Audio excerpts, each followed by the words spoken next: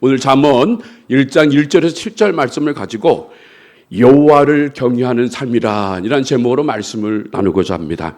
자, 여러분, 우리는 이 땅에 살면서 늘 선택의 기로에 우리는 항상 서 있습니다. 오늘 저녁은 뭘 먹을까? 그렇죠? 오늘 우리 교육자들도 4시 30분만 되면 우리 안지리 목사님이나 김효진 목사님이 그래요. 목사님, 오늘 뭐 드실래요? 이렇게 하면 고민을 해야 돼. 뭘 먹을까? 뭘 먹을까? 아무것도 아닌 것 같지만, 그러나 그걸 또 선택을 잘해야 가서 욕을 안 먹어요. 맛없는 데 가면, 그러니까 좋은 데도 가야 돼요. 맛없는 데 가면 안 돼요.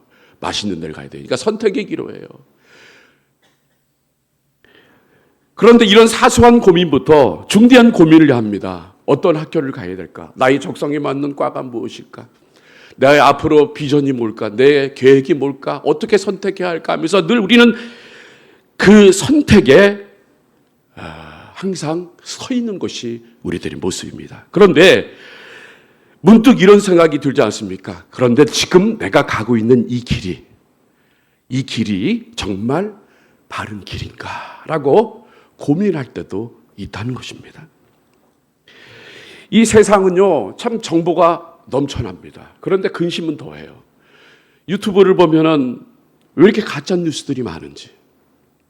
막 지혜를 막 줄 것 같은데 가짜 뉴스들이 참 많아요. 그래서 우리를 현혹을 시킵니다.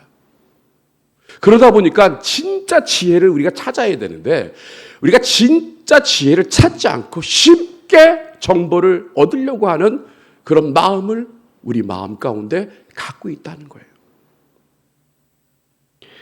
오늘 우리가 살펴볼 잠언 말씀은요, 히브리어로 마슐레이라고 합니다. 이 마슐레이라는 것은 비교하다, 비유하다 의미인데, 이는 단순히 좋은 말, 격언을 말하는 것도 있지만요, 그 뜻을 가지고 있지만, 이 마슐레이는 이 마샬에서 온 동사입니다.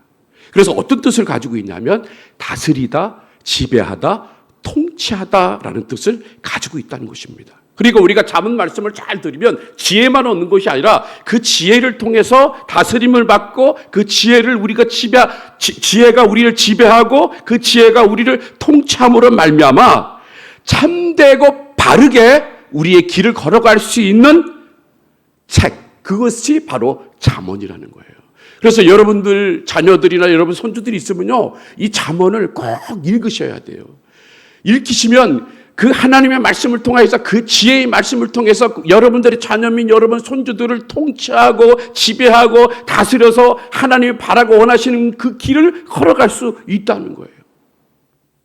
그래서 오늘 이 잠언 1장은 바르게 다스리고 이끌어주는 지혜의 책으로 들어가는 대문과 같은 그런 책인 것입니다. 그래서 이 문을 열며 하나님께서 오늘 우리에게 주시는 참된 지혜의 음성에 귀를 기울이셔서 정말 지혜 있는 삶, 하나님이 바라고 원하시는 삶을 살아갈 수 있는 저와 여러분들이 되시기를 바랍니다. 본문 1절에 이 책의 저자를 소개하고 있는데 바로 지혜의 왕 솔로몬을 얘기합니다. 우리 한번 1절 봉독합니다. 시작. 다윗의 아들 이스라엘 왕 솔로몬의 잠언이라. 여러분, 솔로몬은 하나님께 전무후무한 지혜를 선물 받은 왕입니다.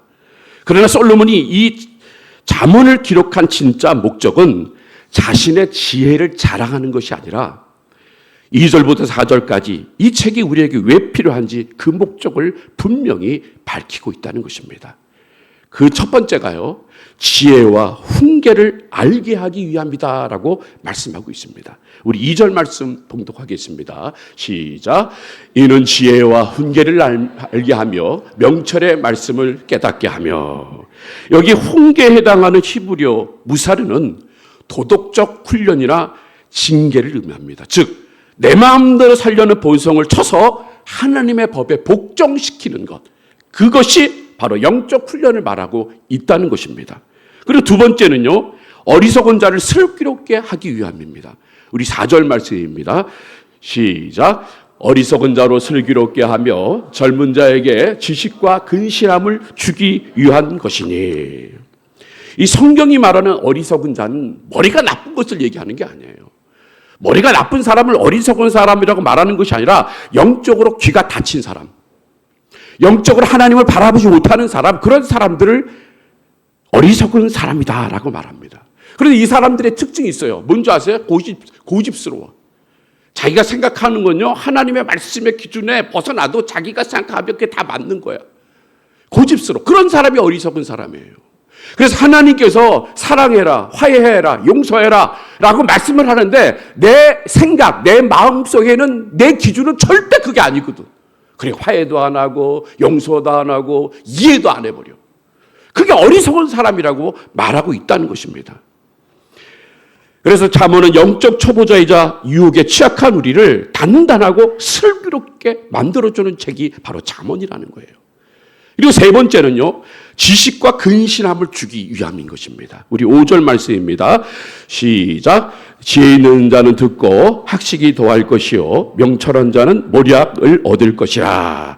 자, 여기에 모략이라는 말이 나오는데 이 모략은 지략이라는, 개역 개정에는 지략이라고 해석하고 있습니다. 이 지략은 국어산전을 보면 어떤 일이나 문제든지 명철하게 포착하고 분석, 평가하며 해결 대책을 능숙하게 세우는 뛰어난 슬기를 말하고 있습니다. 그러니까 여러분, 아무리 세상 학문이 뛰어나고 박사학위를 많이 갖고 있어도 삶을 살아가는 영적인 분별력이 없다면요, 그 인생의 모래 위에 지은 성과 같다는 것이에요.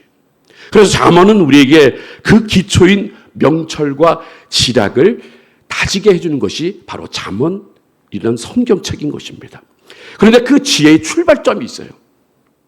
과연 그 지혜의 출발점이 뭘까? 잠언 전체를 관통하는 가장 핵심적인 주제이자 요절이 바로 7절 말씀에 등장한다는 것입니다. 우리 7절 봉독합니다. 여호와를 경외하는 것이 지식의 근본이오늘 미련한 자는 지혜와 훈계를 멸시하느니라. 여러분, 여기서 경외라는 것은요, 두렵고 떨림을 얘기하는 건데요, 이건 단순히 우리가 공포 영화를 보면 막 소리를 지르다 무서워서 막 떨리고, 근데 그런 게 아니라 창조주이시며 심판주이신 하나님 앞에서 거룩한 떨림을 갖는 것이고요, 그분의 위대하심을 인정하고 그분을 깊이 사랑하기 때문에 그분을 실망시켜 드리고 싶지 않는 마음을 경외라고 하는 것이에요. 그리고 그 뒤에 이 근본이라는 단어가 나와요. 그렇죠? 근본. 이 근본이라는 히브리어로 레시트라고 말하는데, 이 레시트라는 뜻은 첫걸음, 가장 중요한 기초를 말하는 것이에요. 그러니까 이 하나님을 경외하는 것이 우리의 인생의 첫걸음이 되어야 되고, 그것이 우리의 신앙의 베이스가, 가장 중요한 기초가 되어야 되는데, 그 가장 중요한 기초가 무엇이냐? 그분을 실망시켜 드리지 않는 것. 이것이 바로 우리의 첫걸음이 되어야 되고, 그리고 우리의 신앙의 기초가 되어야 한다는 것이에요. 여러분, 내가 믿고 있는 사람이, 내가 사랑하는 사람이 나에게 실망을 시켜줘 보세요. 그러면 어때요? 여러분 마음이 상심이 크겠어요? 안 크겠어요? 상심이 크다는 말이에요. 마찬가지로 여러분은 하나님이 여러분을 너무나 사랑하고 계십니다. 여러분들의 인생을 책임져 주시는 분이시고, 그것뿐 아니라 여러분을 너무나 사랑하셔서 예수 그리스도 이 땅에 보내주신 분이 우리 하나님이세요. 그리고 죽기까지 우리를 사랑하신 분이세요.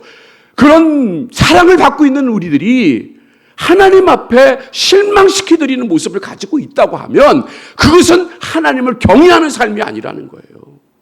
그러니까 우리가 늘 깨닫는 것이 바로 그거예요. 하나님을 경외하는 것, 하나님을 실망시켜드리지 않는 것, 그런 마음을 가지고 우리가 신앙생활을 해야 한다는 것이에요.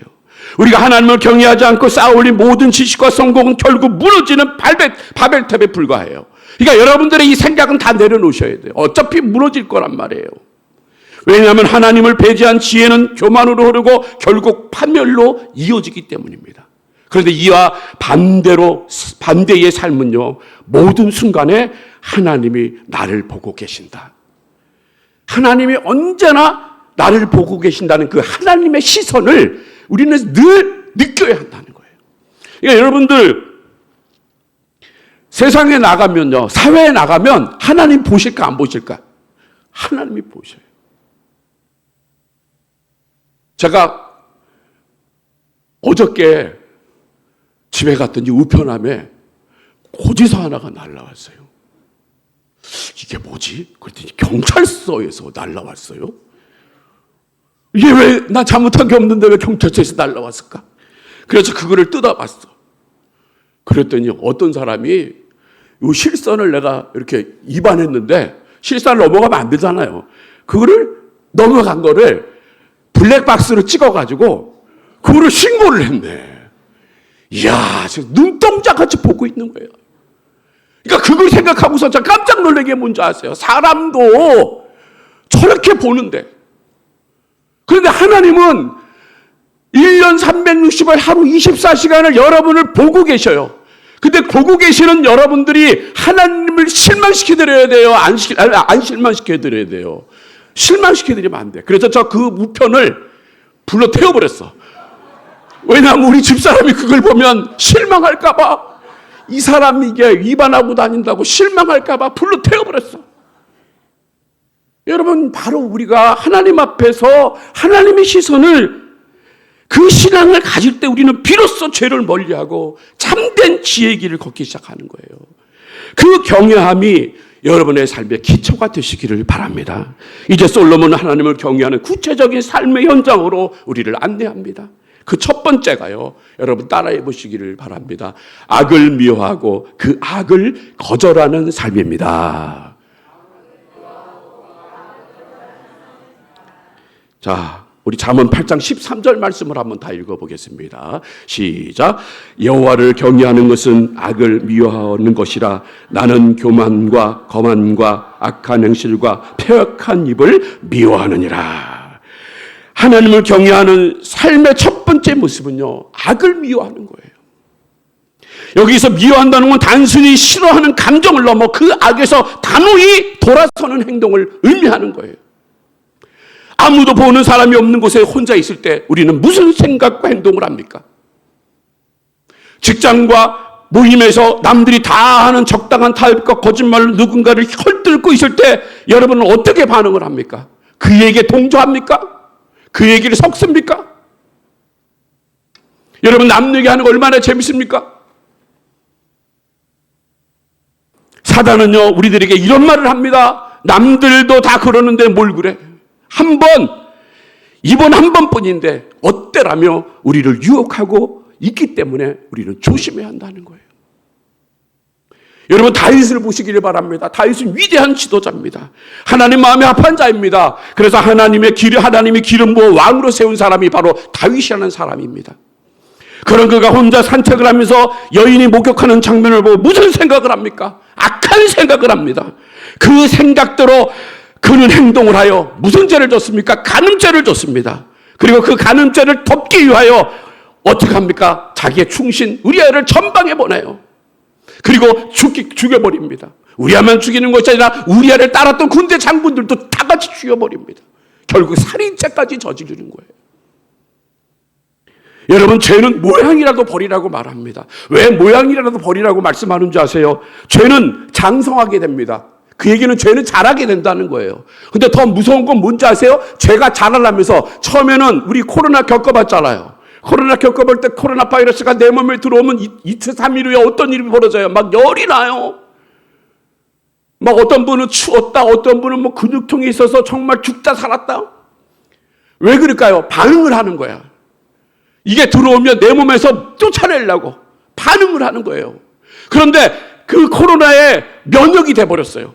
면역이 돼버리면 어떤지 아세요? 들어와도 이게 들어왔는지 안 들어왔는지 모르는 거예요. 이게 얼마나 무섭습니까? 여러분, 죄를 지으면 처음에는요 두근두근해. 하나님 보기에 너무 미안하고 회개를 합니다. 제가 누구를 미워했습니다. 하나님 누구를 투기했습니다. 하나님 그 사람이 욕했습니다. 하나님 그런 마음을 갖고 있어요. 근데 처음에는 그것이 너무 힘들어. 잠도 못 자. 그런데 이것이 면역이 돼버려요. 그러면 내 마음이 무슨 생각이 들어? 강팍한 마음이 내 마음에 들어오는 거예요. 그러면 이게 내가 죄를 져도 죄인 줄 몰라. 거짓말을 해도 이건 거짓이 아니야. 내 생각으로 진짜야. 그렇게 믿기 시작하게 되는 거예요. 그러다 보니까 결국 그 죄가 장성하고 그 죄가 자라면서 하나님 앞에 돌아오고 회개하지 않으면 결국 어떻게 한다고 그랬어요? 사망에 이른다고 말하는 거예요. 얼마나 무서운 일입니까? 평생 예수 믿어요. 30년, 40년, 50년 예수 믿어요. 그런데 그것이 진짜 예수를 믿는 거지, 나를 믿는 거지. 우리는 돌이켜 한번 생각해 봐야 한다는 거예요. 여러분, 내 복음은 내려놔야 돼요. 누구 복음이 내 안에 들어와야 돼요? 예수 복음이 내 안에 들어와야 된다는 거예요. 그래 내 전인격적인 삶이 변하는 거예요. 그래서 무슨 죄라도 보면 이거 절대 안 된다. 이거 치면 안 되겠다. 그리고 그 사람들과 함께 하지도 않아요. 왜? 그 죄를 미워하기 때문에. 그리고 그 죄를 거절하기 때문에. 그것이 바로 우리들에게 필요하다는 거예요. 하나님을 경외하는 사람은 사람의 눈이 아니라 불꽃 같은 눈동자로 나를 보고 계시는 하나님의 시선을 의식합니다. 요셉이 보디발의 아내의 유혹을 뿌리치면서 뭐라고 고백을 합니까? 내가 어찌 이 큰 악을 행하여 하나님께 죄를 지으리까? 라고 외쳤던 것처럼 일상의 사소한 순간에도 악을 단호히 거절할 때 바로 거기서부터 하나님을 경외함이 시작된다는 것이에요. 그리고 두 번째로 나의 가장 소중한 것을 기꺼이 내어드리는 삶이 바로 하나님을 경외하는 삶인 거예요. 하나님께서 네가 이제 나를 경외하는 줄 아노라 하고 최고의 인정을 받은 인물이 있습니다. 바로 누굴까요? 아브라함인 거예요. 하나님은 아브라함에게 100세의 독자 이삭을 줬습니다. 여러분 100세 때 독자 이삭 아들 그렇게 바라고 원하는 이삭을 줬으니까 얼마나 귀합니까? 그 귀한 아들. 그런데 하나님은 아브라함에게 100세 얻은 독자 이삭을 번제로 바치라고 명령하셨습니다. 도저히 이해할 수 없는 명령이었지만 아브라함은 아침 일찍 일어나 순종의 길을 떠났다는 것이에요. 그리고 칼을 들어 아들을 바치려던 그 순간 하나님께서 그를 말리시며 말씀하셨습니다. 바로 창세기 22장 12절입니다. 우리 봉독합니다. 시작. 사자가 가라사대 그에게 내 손을 대지 말고 아무 일도 그에게 하지 말라. 네가 내 아들 내 독자라도 내가 아끼지 아니하였으니 네가 이제야 네가 하나님을 경외하는 줄을 아노라. 네가 내 아들 내 독자까지 아끼지 아니하였으니 하나님을 경외하는 줄을 아노라. 여러분 하나님을 경외하는 것은 뭔지 아세요? 내 삶의 우선순위. 가장 소중한 내 아들, 가장 소중한 내 독자를 이제 그 자리에 누구를? 하나님을 가장 첫 자리에 두는 것, 바로 이것이 하나님을 경외하는 거예요. 우선순위가 바뀌는 거란 말이에요. 내게 가장 소중한 시간, 물질, 자녀, 미래까지도 주님의 손에 온전히 맡겨드릴 수 있을 때 하나님은 우리의 그 중심을 보시고 뭐라고 말씀하십니까? 네가 나를 경외하는구나 라고 인정하신다는 것이에요. 그리고 마지막 세 번째로요, 평범한 일상을 거룩한 산제물로 드리는 삶인 거예요. 로마서 12장 1절입니다. 우리 봉독하겠습니다. 시작. 그러므로 형제들아 내가 하나님의 모든 자비하심으로 너희를 권하노니 너희 몸을 하나님이 기뻐하시는 거룩한 산제사로 드리라. 이는 너희의 드릴 영적 예배니라. 사도 바울은 우리의 몸을 뭘로 드리라고요? 산제사, 산제물로 드리라고 말씀합니다. 즉 우리의 손과 발, 입술이 움직이는 모든 일상이 예배가 되어야 한다는 것이에요. 그러므로 하나님을 경외하는 삶은요, 이 예배당 안에서뿐만 아니라 어디요? 예배당 문을 나서는 순간부터 실질적으로 시작이 되는 거예요. 그러니까 우리가 이 예배당 안에서는요, 하나님을 경외하는 모습을 보일 수 있어요. 그런데 정말 중요한 건 뭐냐 하면 예배당 문을 나설 때부터 뭐예요? 실질적인 하나님이 원하시는 경외하는 삶, 그 시작되는 거란 말이에요. 한 번은 우리 교회 권사님들하고 식당을 갔어. 근데 왠지 불안해. 거기가 식당이 짜고. 근데 우리 교회 권사님들 특징이 뭔지 아세요? 저처럼 소리가 커. 한 번 들리면 주방에까지 소리가 들려. 근데 왠지 기도하고 싶지가 않아요. 그래서 제가 기도를 안 했어요. 그리고 밥을 먹는데 막 누구 욕을 하고 누구 욕을. 그래서 제가 그랬어요. 팀장님 그러지 마시라고. 무슨 권사님이라고 안 그러고 팀장님, 과장님 그렇게 하는 거 아니라고 그렇게 얘기를 했어요. 여러분 우리가 예수 믿는 사람이면요 어느 곳에서든 어떤 모습이 드러나야 돼요. 예수 믿는 사람의 모습이 드러나야지. 그게 얼마나 중요한 일입니까? 가정에서는 배우자를 존중하고 그리고 자녀를 노볍게 하지 말아야 합니다. 그리고 가족들에게 따뜻한 예수님의 사랑을 보여줘야 합니다.